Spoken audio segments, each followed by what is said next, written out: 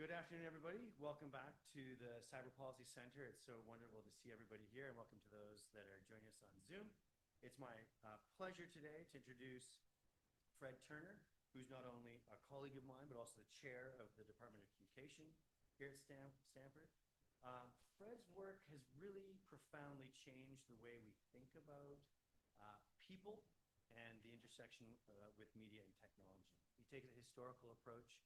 Many people's favorite of Fred's work is From Counterculture to Cyberculture. My own personal favorite, though, is The Democratic Surround, which really focused on psychology, right? It tried to understand how psychology interacted with the way we developed many of the technologies we still have around us today. Beyond that, he's been a fantastic colleague and a generous mentor to people like Janet Balanson, myself, and the department. And on a personal note, I'll just close by saying, one of the things I love about Fred's work as a theme is that emphasis on people. Even though he looks at these very complicated historical analyses of technologies and media ecosystems, it always comes down to the people. I think that's best represented by one of his latest pieces, which is The Faces of Silicon Valley, which is not about the Mark Zuckerbergs and Elon Musk, but the people that come in and actually clean the buildings and do the work. So please join me in welcoming Fred Turner. Thank you. Yeah. Thank you all so much for having me. I feel really lucky and honored to be here. I also was thinking to myself, if I were in your shoes and I were at a policy meeting, I'd be wondering why a cultural historian should be in the mix. And so I thought, before I got too far underway, I just want to say a little bit about what I try to do and why I think it matters. A lot of what I'm interested in is how new media technologies, when they arrive in a society, change that society and change its culture in particular. And, the story that I was told when I started my work and started in grad school and stuff was, well, machines arrive and they kind of do things to people's minds or they do things to people's interactions, and that's what changes society. But the more I dug, the more I saw these kind of complex negotiations between the affordances of the new machines and the stories that we tell, both about machines and about the kind of society we want to live in. And so what I'm super interested in, or have become even more interested in over time, and it started with the counterculture book that Jeff mentioned, but has continued ever since, is how we recruit new media technologies to serve particular visions of political ideas, political orders. And that's the story I want to tell you today. I'm going to take you into what I see as a really substantial change in the relationship between digital media and how we imagine what a good America looks like. And it's a change that's going to track a migration from California and Silicon Valley to Texas. All right, that's where we're headed. You might notice the title's a little bit different. That's because this is an essay for the Baffler magazine. It'll be out in about 2 weeks, so the talk will come from that. It'll be online November 1. And my editor demanded that we switch from Texas to Texan, the adjective form, okay. All right, great. So that's where we're headed. I'll talk for about 35, 40 minutes. If you have questions of fact, please jump right in. If you have more conceptual questions, please hold those. There'll be a lot of time for Q&A. Okay. So I'm going to try to tell a story in 3 parts, and there's 3 questions. First, why is everyone moving to Texas? And I'll show you who I mean by everyone and the numbers. Then I'll step back and ask a more historical question. In the 1990s, we had a utopian dream anchored in California and Silicon Valley about what digital media were going to do for us, and about the kind of society they were going to help produce. Where did that dream go?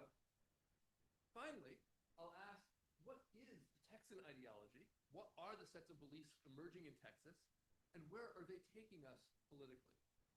I'll just give you a heads up on the story. The core of the story is this. In the 1990s, we were building computer networks globally. And Silicon Valley was at the center of that. And we reached out to the counterculture and borrowed a series of stories about a networked world that they had developed for totally other reasons, and turned those into the story. Oh, dead mic? Talk into the mic. Yeah, I will. I was going to just bend over and do it. I'm kind of, so if I keep the mic, okay, Ben?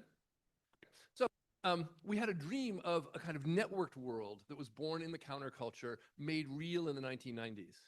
Today, we are in a totally different technological era. We are at the beginning of an age of digital extraction. And when you make that shift to extraction, all kinds of ideological changes and cultural changes follow, and in turn will help drive and legitimate some of the new modes of digital manufacturing. So my argument for cyber policy scholars is that you need to understand how stories and machines work together, because they set the symbolic groundwork on which policy today. Okay, so let's get in there. Why is everyone moving to Texas? Well, I guess you might be wondering who everyone is. These are some of the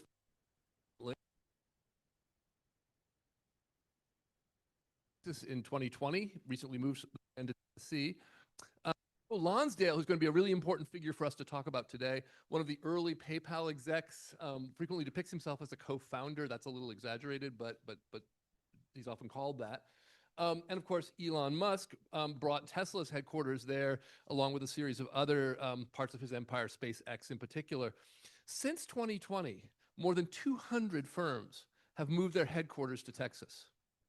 Between 2018 and 2021, just those 3 years, 324 companies moved their headquarters to Texas. A full 11% of the new immigrants in Texas over the last 5 years have come from California. So the numbers are pretty astonishing. There's really a big migration underway. And the question is why?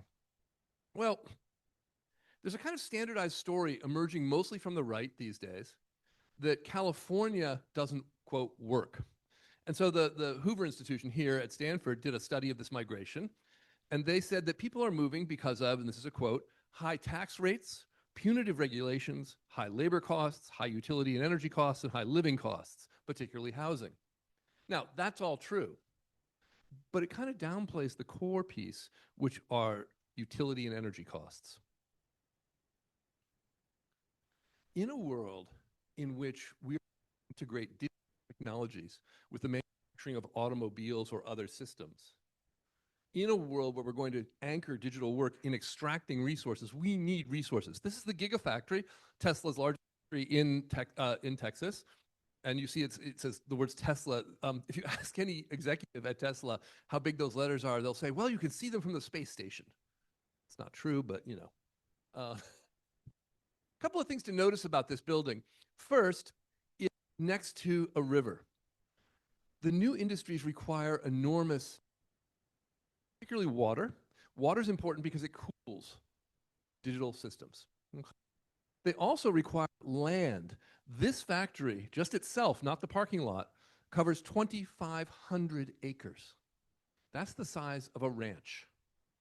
Add in the parking lot, and you're onto 2 ranches. If you're going to build a factory of this scale, you can't do it in Palo Alto. You can't do it in Mountain View.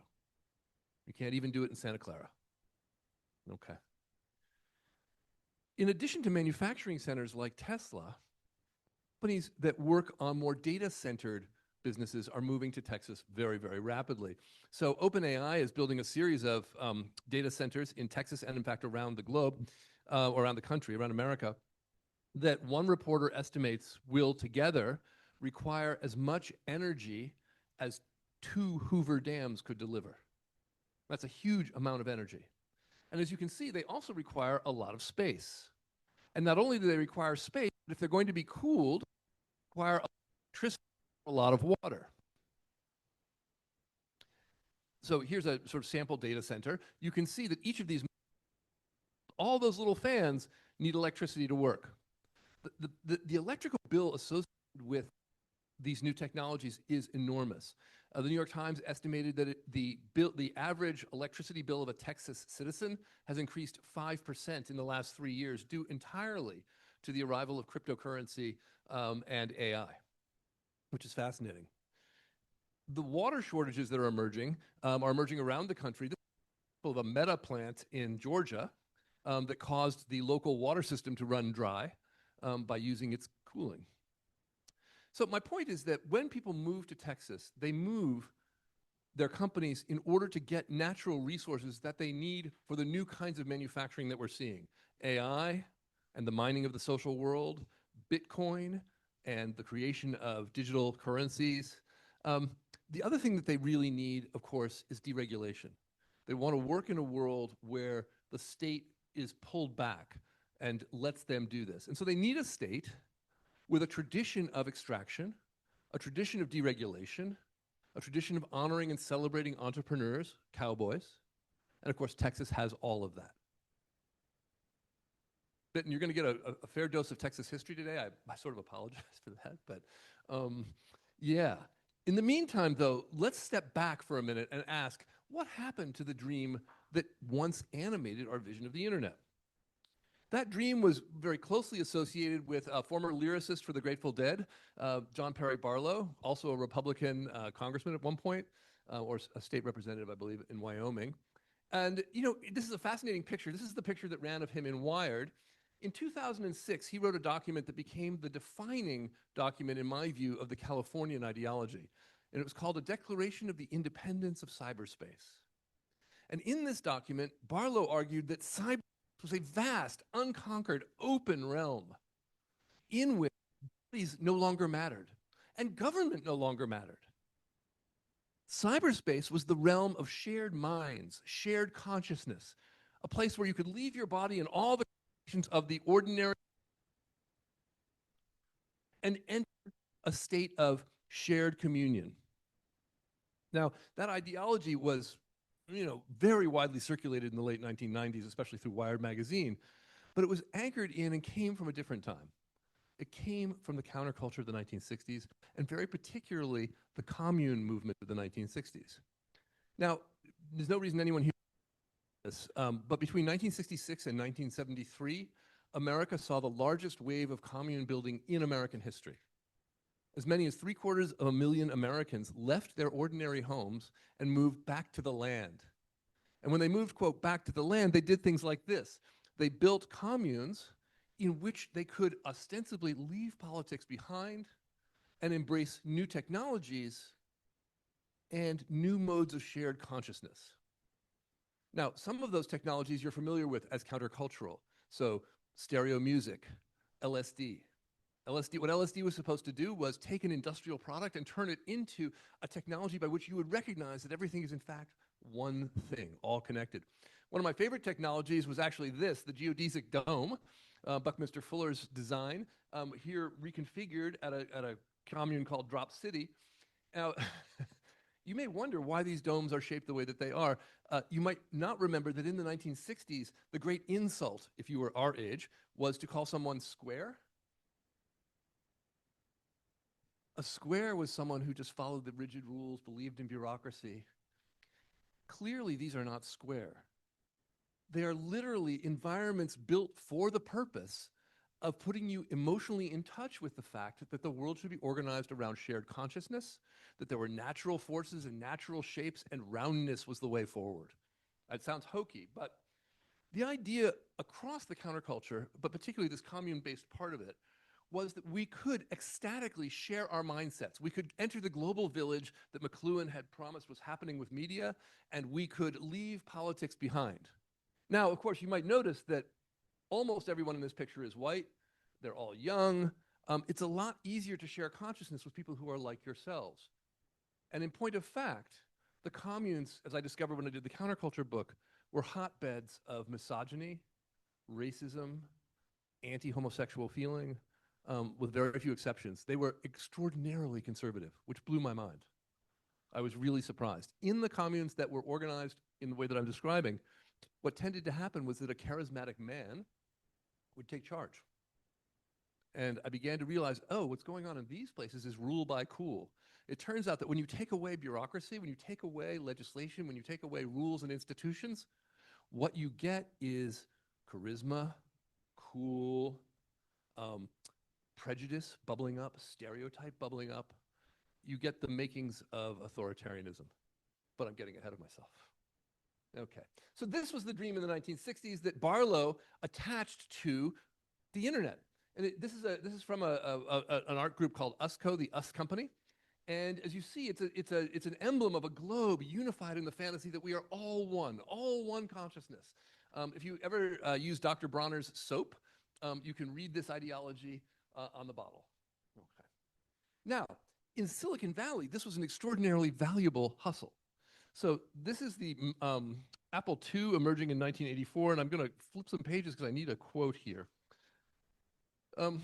Steve Jobs was himself on a commune for a year, And in the 1980s and 1990s, what was happening in Silicon Valley was the build out of networking technologies.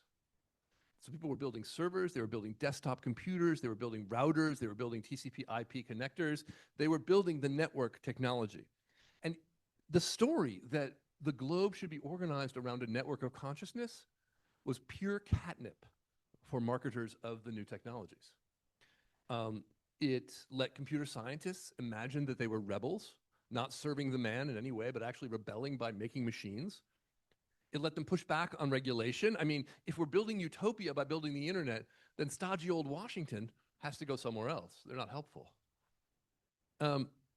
It said that utopia could and should look like an open market for computers. The more computers we get out there, the more internetwork we get, the happier we'll be.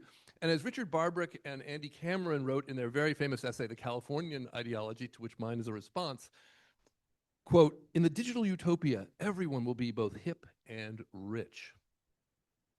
And that really was the idea in the late 1990s. I've had the pleasure recently of meeting a number of scholars of my age who said very utopian things in the late 1990s and who now come to conferences sort of looking like this. It gives me a perverse pleasure. All right, that vision was a political vision, and this is the part I want to anchor in because we're going to come to this in Texas. This is that political vision. The political vision is one of internetworked minds, internetwork consciousnesses, leveled, socially leveled, egalitarian, and without mediating institutions. In this fantasy, we don't need institutions. We just share information. We needs, and our needs are met. All right. So just hold that vision in mind as we turn now toward Texas. So, as you may know if you follow the news, folks on the right have been involved for about 10 years in a campaign to label California as a failed state. This is Chris Moritz here. He's a regular on right-wing podcasts, and he's hardly alone. I mean, his book sort of sums it up nicely. You know, you can imagine the whole state on fire. And of course, we see Trump echoing this kind of imagery when he talks about things like being a warscape, a hellscape. So as technologists have moved to Texas, they've told stories about why they're doing it. And Joe Lonsdale is one of the most interesting people in this regard, early Palantir guy, leader of 8VC, a venture capital company. And he moved to Austin. He said, he wrote this in the Wall Street Journal, said, this is him writing, ill-conceived criminal justice reforms and radical district attorneys are taking a toll on urban life. 3 of my colleagues' wives have been harassed and chased by derelicts in San Francisco's streets, which are littered with needles and human waste. My wife is afraid to walk around the city with our young daughters. Police don't even respond to harassment and property crime, which has surged. San Francisco's property crime rate is now the nation's highest. Now, that's actually not true. I went and found the FBI stats. Memphis, Fairbanks, Alaska, Alexandria, Louisiana, all had higher rates of property crime than San Francisco did in the year that he was writing. What's fascinating to me about this is that he's describing the Tenderloin, part of San Francisco, one of the worst parts of the city, very rough. It also happens to be where the church I belong to is, Glide. And it's important that you know that I'm churched because I'm about to take some serious shots at Christian nationalism. So we'll come to that in a minute. So Lonsdale says, you know, it's not the inequality that our industry brought to this driving this. It's bad policy, and it's bad policy that is turning this into a woke mecca of trouble. It's not our fault, it's bad government. That's a really important move to make. So now he moves to Texas, and when he gets to Texas, he finds this. Now, I'm not sure who here has been to Texas. Some of my relatives are from Texas. So I just want to make sure that you saw a map of the state. A couple of things important to know. The distance between the top and the bottom is just 1,000 miles. Short of 1,000 miles. This is one of the largest states in America, really second only to Alaska, I believe. It's huge. That runs down more or less the middle of the state. And it produces really different ecologies on either side. And that shapes the different industries that are possible in the state. And that's important for our. Now, I'm guessing that if you've thought about Texas, you've thought about John Wayne. And I don't know how you feel about John Wayne, but I think we're all pretty familiar with the kind of happy, adventurer imagery of the movies of the 1950s and 60s. That's the Texas I sort of knew as a myth. The reality of Texas is quite a bit different. So I want to take you back to the 19th century for a minute. West Texas, this side of the state, is grass. It's wide open prairie. If you've ever been to experience of, that's interesting. Okay, we're good. You'll have had the experience of seeing the open plains, flat land and grass, 360 degrees flat. It's astonishing. It was that landscape that Americans, while the land still belonged to Mexico, began to go down and build cattle ranching on. And the cattle ranching part of Texas is West Texas. What I want to flag for you here is that this is a mode of extraction. We are taking the resources from the land as cowboys, turning them into cattle, turning cattle into beef and hides, and selling it. The other mode of extraction in the 18th and 19th centuries was slavery. The eastern part of the state was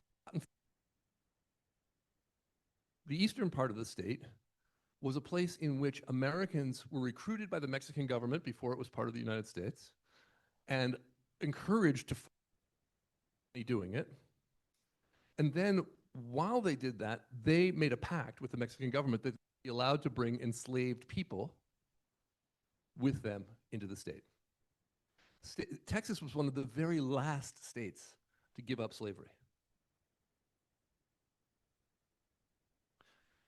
And of course, gushers. About 1900, oil was discovered, both the East and the West. I think what's happening is if I move out of this zone, the voice changes. So I'm just going to sort of stand here.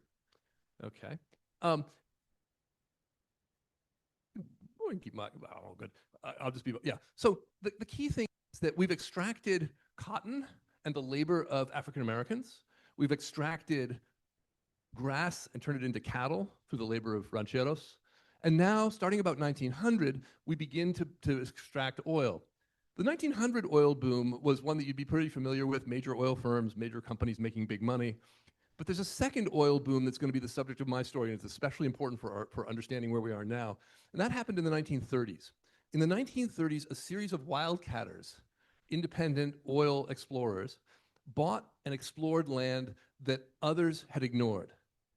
And that land turned out to be the richest land of all. The oil that they found gave rise to the kind of fortunes that we now associate with the Texas oil industry. The 5 or 6 people who did that, H.L. Hunt, Clint Murchison, a series of others, became major players in Texas and in American political and religious life. Over the next 60 years, and even really into our own time, they and their descendants have entwined right-wing politics and Christian religion in a very powerful way.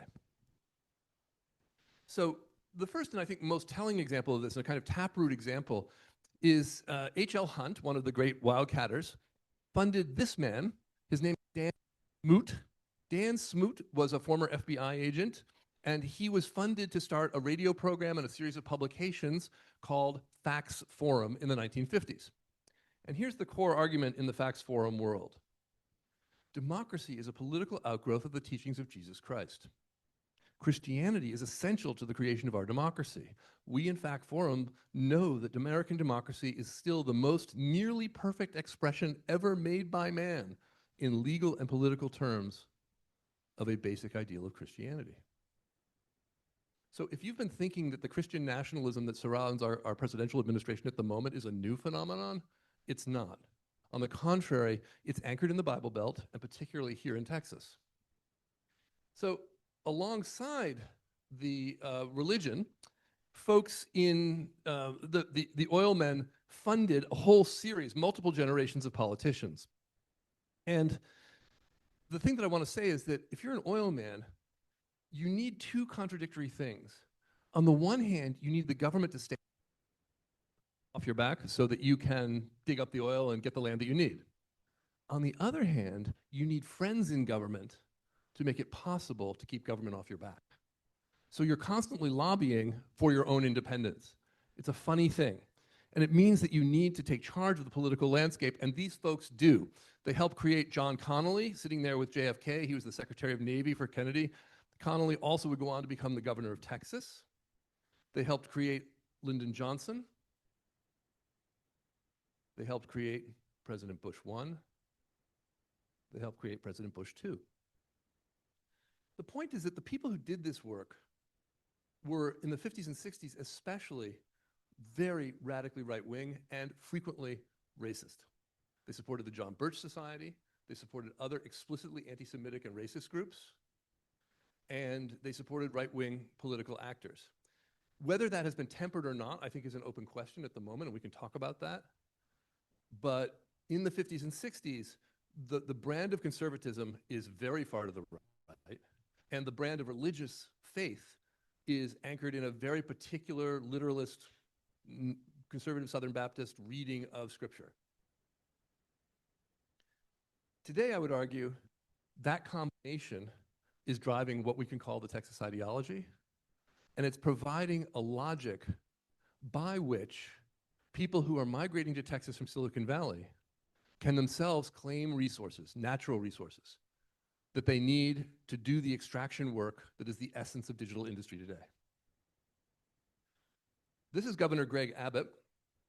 Greg Abbott, to my mind, is a reincarnation of the oil man H.L. Hunt, who funded Dan Smoot. You'll see him here standing next to an engraved list of the 10 Commandments. Abbott is still governor, and as you may know, he has bused migrants from the Mexican border to sanctuary cities of the north. He has signed a near-total abortion ban. He has restricted transgender rights.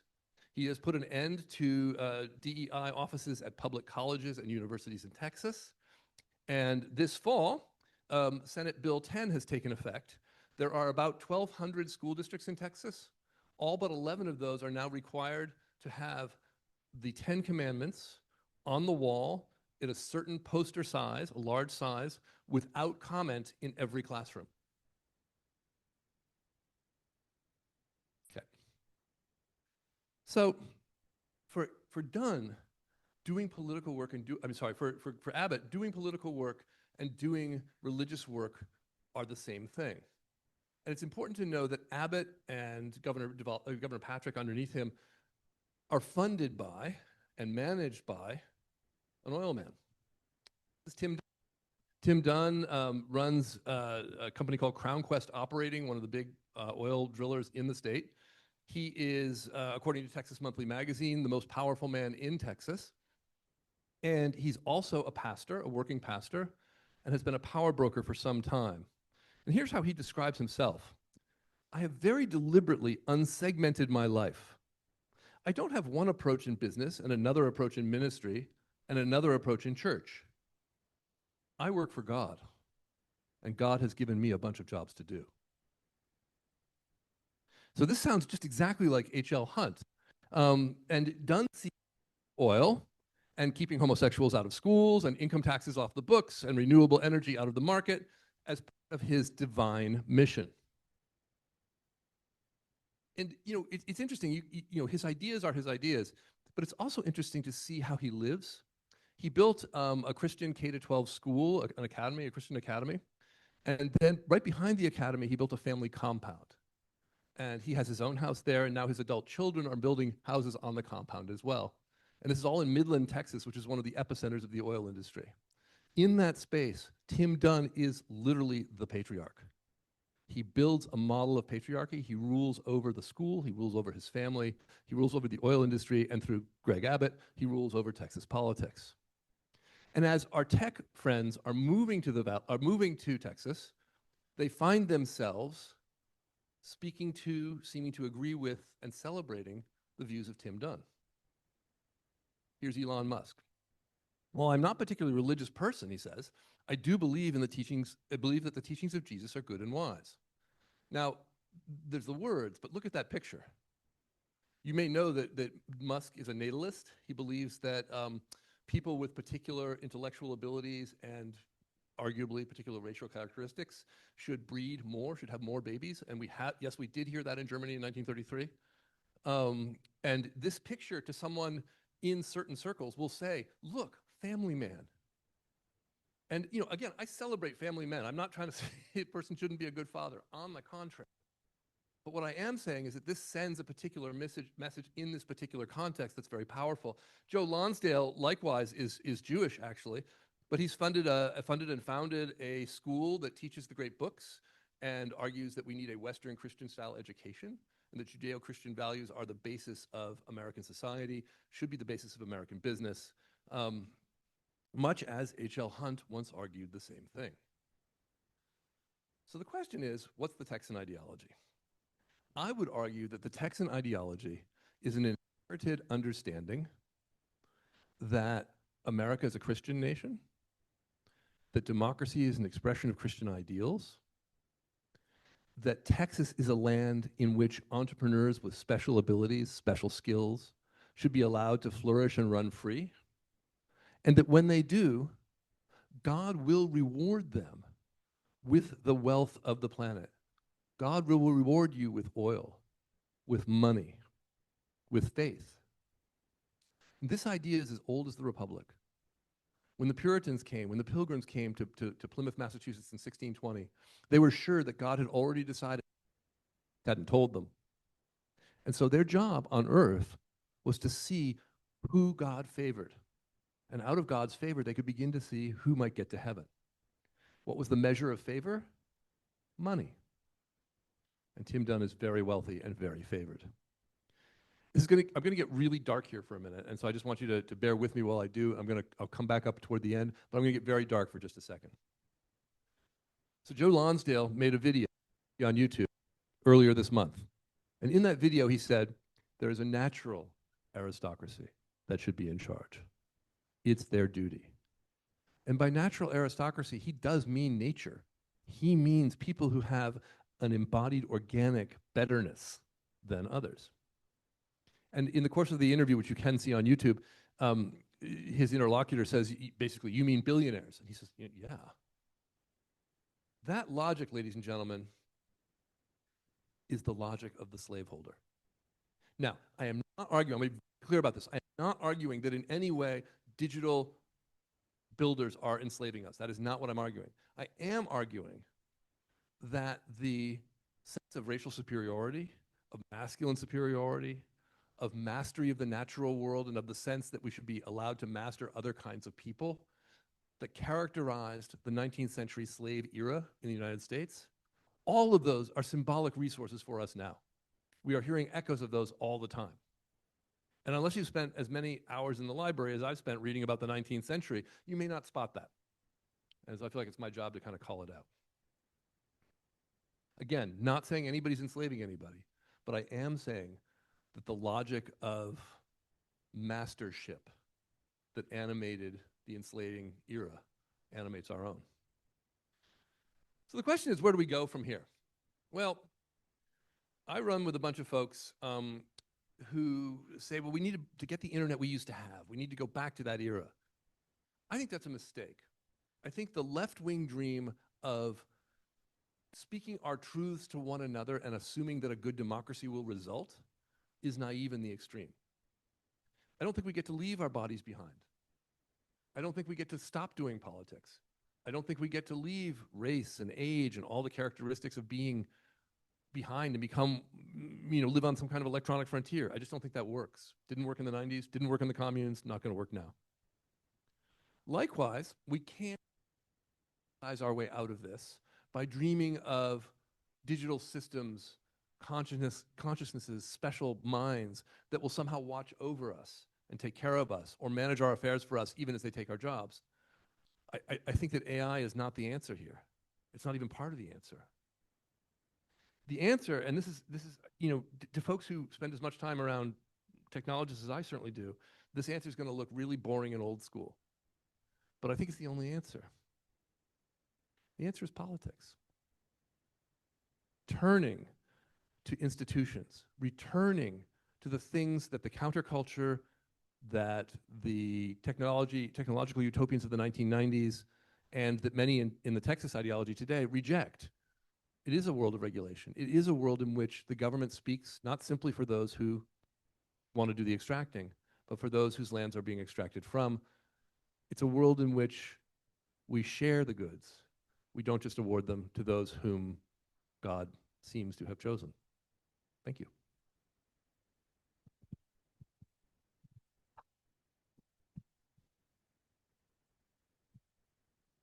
Thank you for your patience. That's great. Really looking forward to your questions.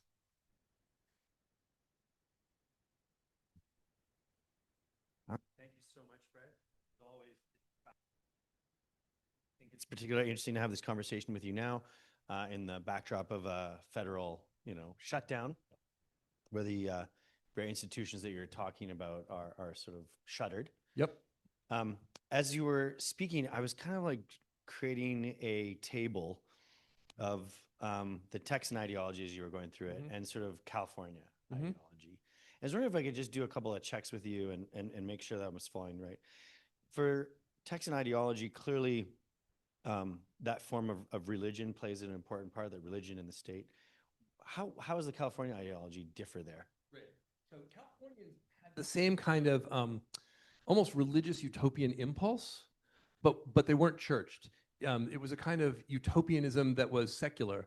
It was grounded in technology, grounded in the fantasy that if we get the devices right, meaning if we get first LSD or later computers, we will understand that we share a consciousness.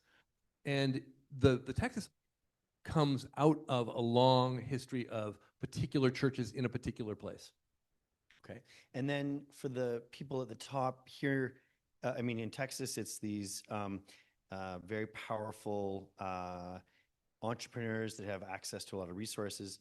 In California, would it be like the founder idea? Like, how are those individuals that you're sort of seeing as leaders different?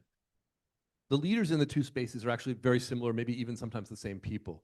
So it's not a leadership change. What's changed between California and the Texas ideology is the nature of the job being done. So Steve Jobs saw himself, I think, as a connector. Certainly Mark Zuckerberg did in his early days. We're going to build systems that link everyone. You'll have a Mac on your desktop, and because you have a Mac on your desktop and a modem in your phone, you can connect with other people, build virtual communities. I think, and Jobs, when he hadn't made the cell phone, had a very similar set of ideas. That's what's different. Today, building AI, building cryptocurrency isn't about building social media, isn't about connecting, except maybe sometimes ideologically. It's about mining the social world, turning the social world into data, repurposing that data for profit.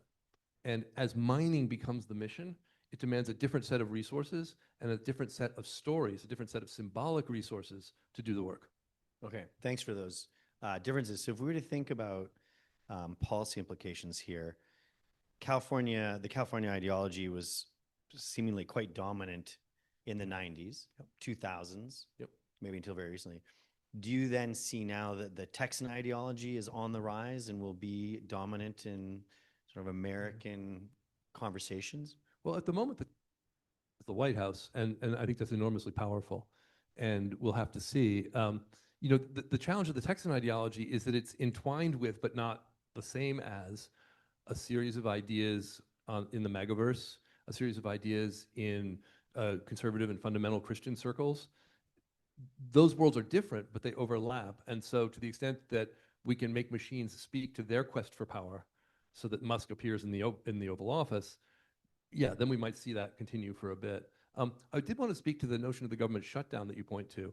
So you might think that the government shutdown is in some way a democratic action, and nothing could be further from the truth in my mind. I think what's going on there is that Trump and other folks are trying to take advantage of the shutdown to destroy institutions that might otherwise impede the work of God's special men. And you'll remember when Trump took great pains to appear with the Bible and the soldiers behind him. People have celebrated him as a warrior for Jesus. And to the extent that he can summon that and the power of the new technologies, then he can say, well, government just gets in our way. Government's bureaucracy. What we need is an open land where miners can be set free, trees can be chopped down, oil can be dug, and digital systems can be built. Because after all, the making of money is what God wants us to do. Okay, and so that answer makes me feel, at least that your view is one where the Texan ideology is on the rise in practice. Very definitely, very definitely, Great. Well, let me open it up to questions in the room. We have a very eager person in the back. Do we have another microphone? Oh, yeah.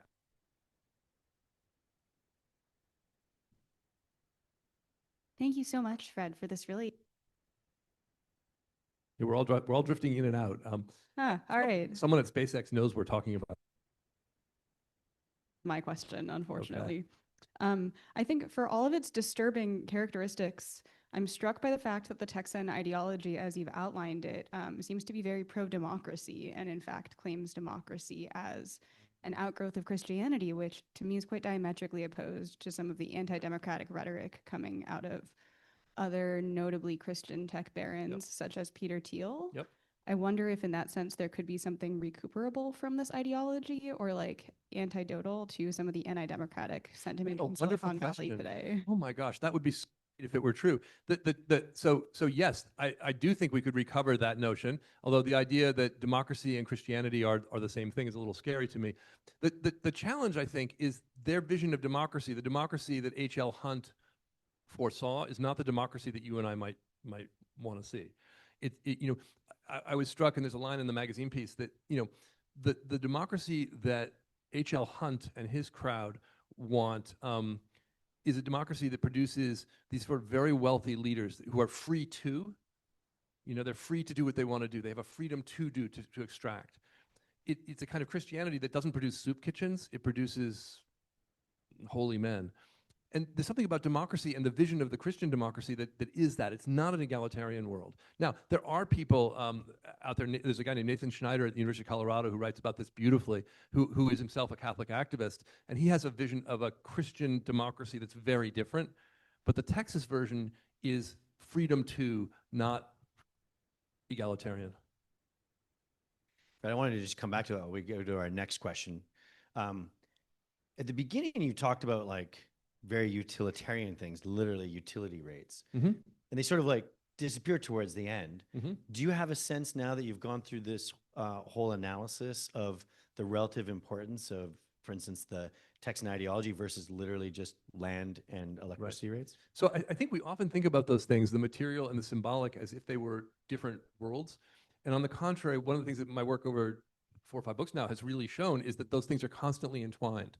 If you're going to seek resources, you need to claim sufficient political legitimacy for your right to claim those resources. If you're going to make a whole bunch of Texans angry because their rates are going up, you'd better have a reason for being able to do that. And not just the power to inflict it on them, but the power to say this is the right thing to do.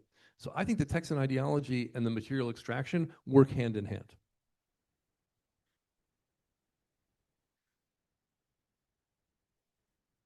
Yeah, go for it.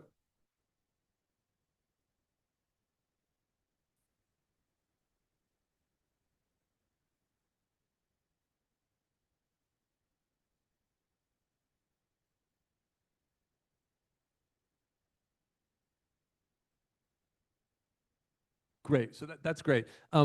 Great question. And we could also call it Tennessee. We wouldn't call it the Tennessee Valley Authority, because, of course, that was a government-sponsored enterprise. The reason we're doing it is simply because of the occasion of people moving to Texas at scale. There are other places. Virginia, for example, has the largest concentration of servers in the U.S. 25% of Northern Virginia's electricity bill goes to server maintenance.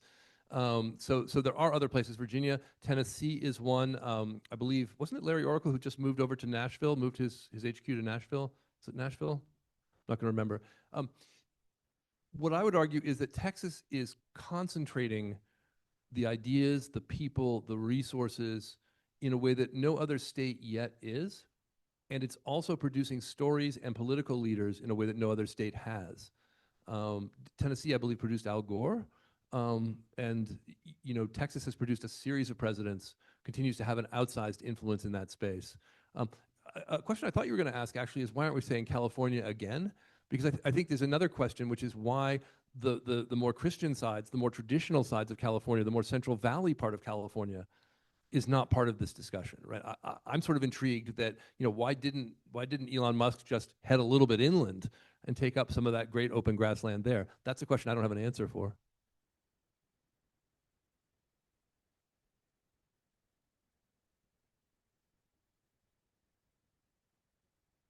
Mm-hmm. Mm-hmm. Mm-hmm. Mm-hmm. Mm-hmm. Sure. So this, sure. So the question is, how could we turn to politics as a solution for this when our politics are so completely infiltrated by the very people that are the struggle here? I think that's exactly the right question. I think the answer can be seen most clearly in other countries. You know, you wouldn't want to keep fight. You wouldn't want to stop fighting for democracy in Venezuela. You wouldn't want to stop fighting for democracy in Poland. Poland had a very similar situation where they were essentially taken over by right-wing oligarchs. They were able to at least find that somewhat. I grew up partly in Argentina, and I was there for the distress that was down there. If we don't do politics, if we abandon the political field, then we leave the institutions that control our lives precisely to the people who have infiltrated them now. We have to fight for them. We cannot just assume that there's another way. One of the fantasies on the left, which I have also been prey to, one of the fantasies on the left is what I think of as expressivist politics. If we just march in the streets and express our truths, if I say very loudly who I am, other people will recognize me and take care of me. That's a fantasy. It's led us very far astray. What we need to do is what the right did in the 80s, which is fight for Congress, fight for congressional seats. We're on the edge now of not being able to do that. If the gerrymandering campaigns that are occurring around the country succeed, we'll have to fight harder. But this is the fight. You know, the Ukraine got democratic through the Orange Revolution. We have to fight. It's not a fight that we can win on Facebook. It's a fight that we have to take to the streets and to the Capitol.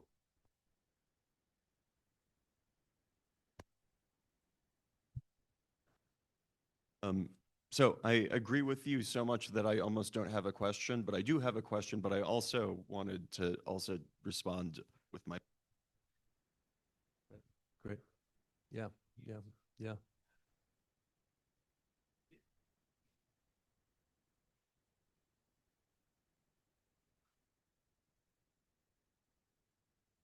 Mm-hmm.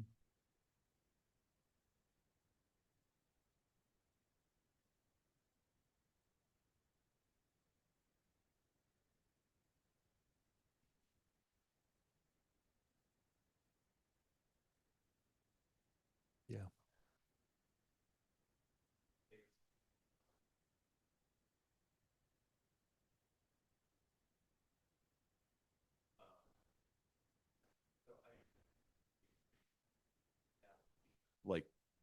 Like taking social media, for example, that it's like a commune that turned into a cult.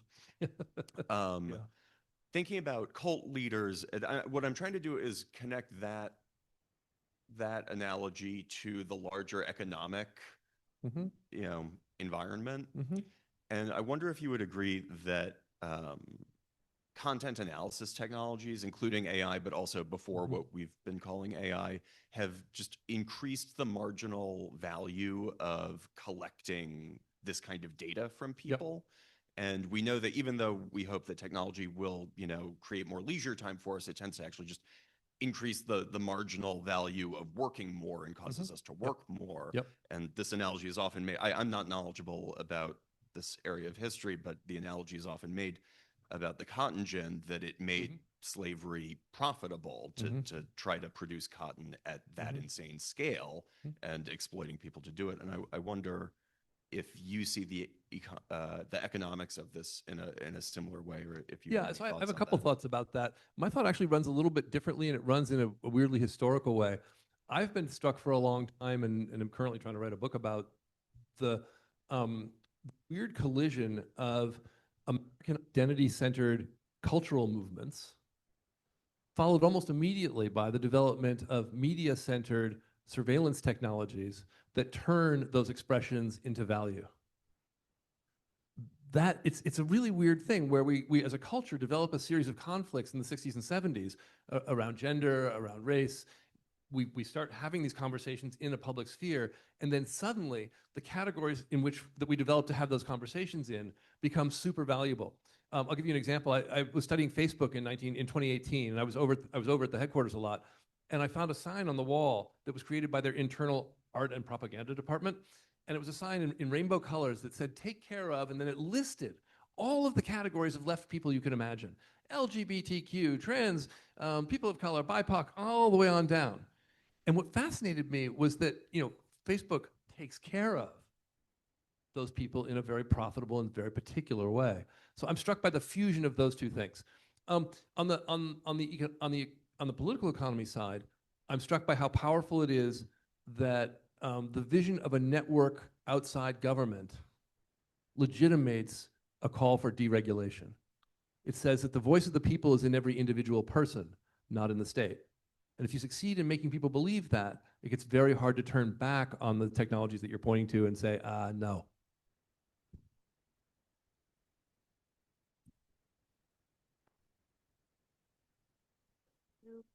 Does this work? Yes, it does. Miracle. Thank you so much, Fred, for this amazing presentation. So I think my question is about the concept of ideology, which, I mean, it sounds nice, The thing with ideology is that when you seek out to find one, you usually find one. So if we sought out to find a Stanford ideology, we could probably define one right now, but it wouldn't necessarily make sense. You know what I mean? Or perhaps it would. Empirical question. So I think my question for you is, there is a Californian ideology, there is a Texas ideology. You show the switch from one to the other.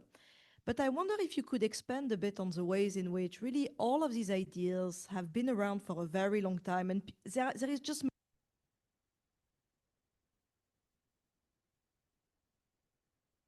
I'll try to repeat the question. So the question is, these ideas are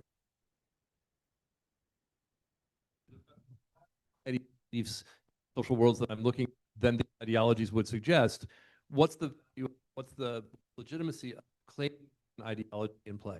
Okay, I think it's a very fair question. I think here I'm borrowing a page from Barbrook and Cameron, and I think one of our jobs as scholars is to surface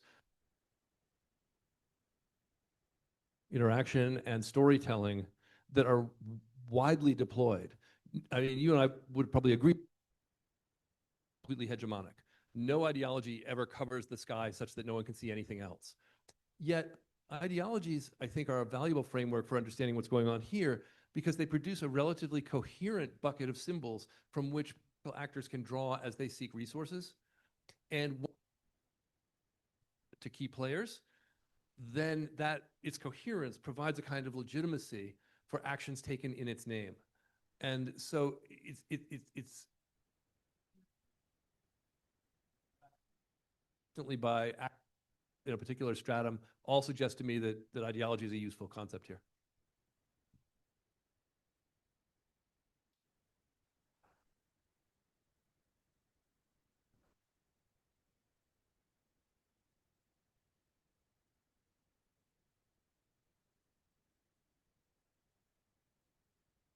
I think the Texan ideology is enormously appealing to millennials and Generation Z, especially young men.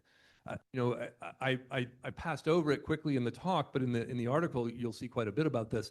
When Joe Lonsdale talks about threatening his wife and the wives of his friends, what he's saying is it's in part is that landscape is bad for women. We need to protect women. That's our job as men. And look, we go to Texas. We can be men now. We can be this kind of man. And that's where the Texas ideology meets the manosphere. And for young men, I think, for young men who might be seeking purpose, those ideas are enormously appealing. And another thing I'll have to say about the Texas ideology,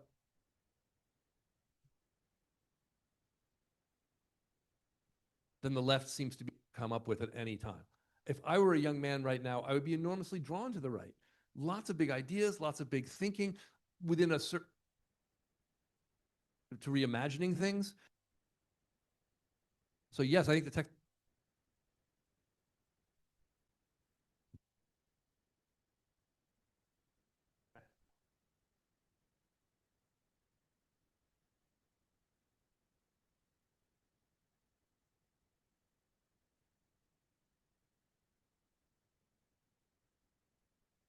Next week, we'll have David Mark of Stanford